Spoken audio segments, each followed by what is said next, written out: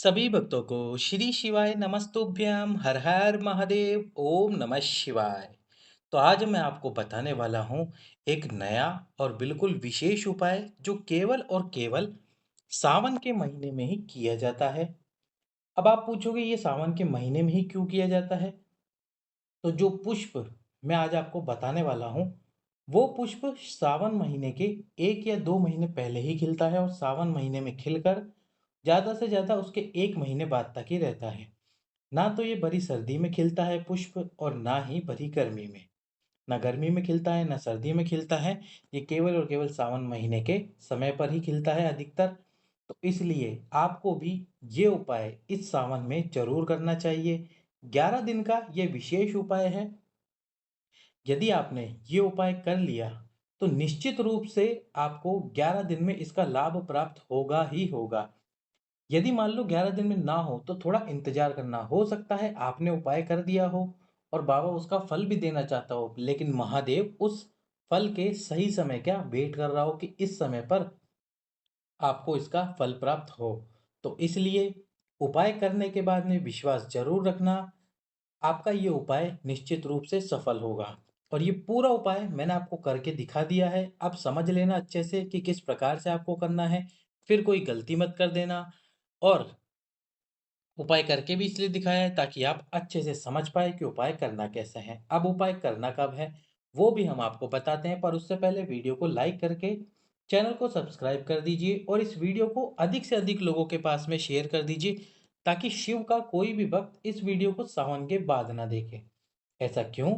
क्योंकि यदि वो सावन के बाद देखेगा तो सोचेगा कि यदि मुझे ये वीडियो सावन के समय पर दिख जाता, तो मैं इस वीडियो को देखकर उपाय को कर लेता। इसलिए जो भी व्यक्ति इस वीडियो को देख रहा है, कम से कम इस वीडियो को एक बार शेयर ज़रूर करे। बाबा महादेव की कृपा आपके ऊपर अवश्य ही होगी और वीडियो को लाइक भी कर दें। अब ये उपाय आपको करना कब से है? वैसे तो ये पूरे सावन आप उपाय कर सकते हो, पर मैं 22 जुलाई की डेट इसलिए बता रहा हूँ कि 22 जुलाई सोमवार सावन का विशेष दिन है। इस बार सावन सोमवार से शुरू हो रहा है और सोमवार को ही समाप्त हो रहा है। तो आप 22 जुलाई से लगातार 11 दिन इस उपाय को कीजिए। लगातार 11 दिन आपको ये उपाय करना है।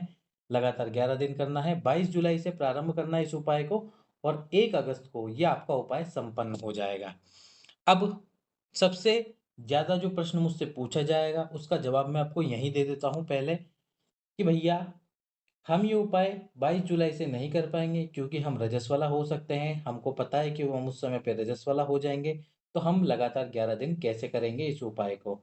या हमको कहीं बाहर जाना पड़ जाए या फिर कोई ऐसा कार्य आ जाए जिससे कि हम ये ना कर पाएँ, तो इसके लिए हमको क्या करना है? तो पहले जो रजस्वला या फिर जिनका पीरियड आने वाला हो, आपको डेट पहले से ही पता होती है, अंदाज़ा होता है कि इस समय पे आने वाला है।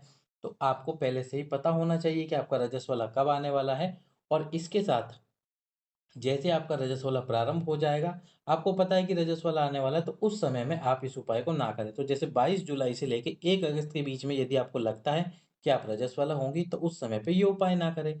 यदि आप इस समय पे रजस्वला होकर आपका रजस्वला धर्म समाप्त हो जाता है, उसके बाद में आप ये उपाय शुरू कर दीजिए। पूरे सावन के 30 दिन है आपके पास में। ज़रूरी नहीं है कि आप 22 जुलाई से ही शुरू करें। आपके पास में पूरे सावन के 30 दिन हैं। यदि ये सोमवार छूट जाता है, तो आप आने वाले सोमवारों को इन उपायों को कर सकते हैं। लेकिन आपके पास में केवल 4 ही सोमवार है। ऐसा क्यों? क्योंकि जो सावन का आखिरी दिन है, वो सोमवार का दिन है। यदि आप उस दिन से शुरू करोगे, तो सावन महीना नहीं रहेगा, सावन समाप्त हो जाएगा। इसलिए जब आप फ्री हो, आपको लगता है कि 11 दिन आप लगातार ये उपाय कर सकते हैं, तो आप निश्चित रूप से ये उपाय कीजिए। करना कब है आपको? प्रदोष काल में इस उपाय को करना है। प्रदोष काल में भगवान शंकर के मंदिर में जाना है और मंदिर में जाके इस उपाय को करना है। तो चलिए अब आपको बताते हैं ये उपाय करना कैसे है और पूरा उपाय हमने आपको करके दिखा दिया है। तो इसके लिए आपको कौन से पुष्प की आवश्यकता पड़ेगी? वो है शमी का पुष्प। शमी के आपको कुल 7 पुष्प लेने हैं और अपने हाथ में इस प्रकार से रखने हैं। 7 पुष्पों को लेकर शमी के 7 पुष्प अपने हाथ में सातों एक साथ रख लेना और आपको 7 बार तुमरुकेश्वर महादेव का नाम लेना है। कौन से महादेव?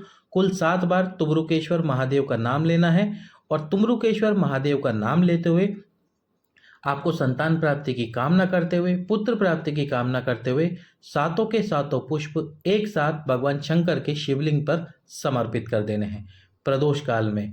इस प्रकार से आपको सातों पुष्प अपने हाथ में रखने हैं।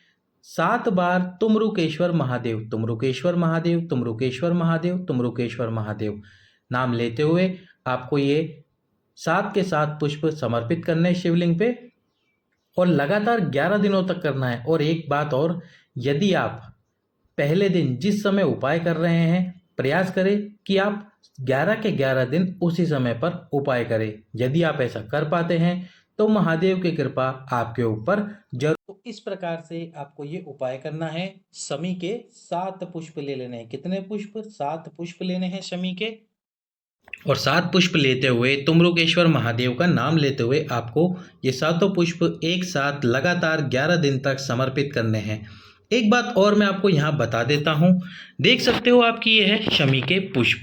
शमी के पुष्प ही हैं जो केवल और केवल सावन के महीने के आसपास ही खिलते हैं और उसके अलावा नहीं खिलते। तो आप देख सकते हैं ये है शमी के पुष्प।